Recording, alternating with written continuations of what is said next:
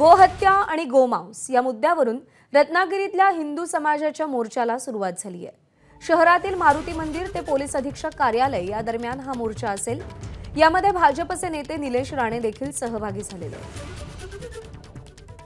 अमोल मोरे या मोर्चा संदर्भात आपल्याला अधिक अपडेट देतील। अमोल, मोर्चाचं आयोजन नेमकं का करण्यात आलंय आणि कसा प्रतिसाद आहे मोर्चाला?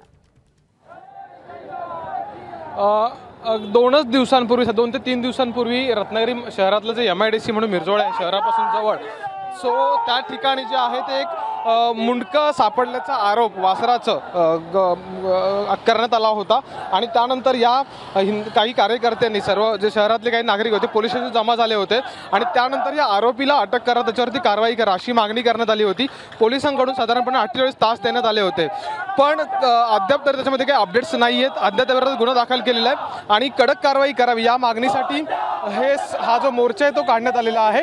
शहरातील मारुती मंदिर ते पोलीस अधीक्षक कार्यालयापर्यंत हा मोर्चा जाणार आहे आणि त्या ठिकाणी पोलीस अधीक्षकांना अधिवेशन दिलं जाणार आहे। कडक कारवाईची मागणी या ठिकाणी करण्यात येत आलेली आहे आणि आत्ता अगदी मोठ्या संख्येने रत्नागिरी शहरातील नागरिक जे आहेत ते या मोर्चामध्ये सहभागी झालेले आहेत। पोलिसांचा बंदोबस्त देखील तितकाच चोखपणे जो आहे तो सध्याच्या घडीला तैनात ठेवण्यात आलेला आहे। प्रज्ञा, अमोल, धन्यवाद दिलेल्या माहितीसाठी।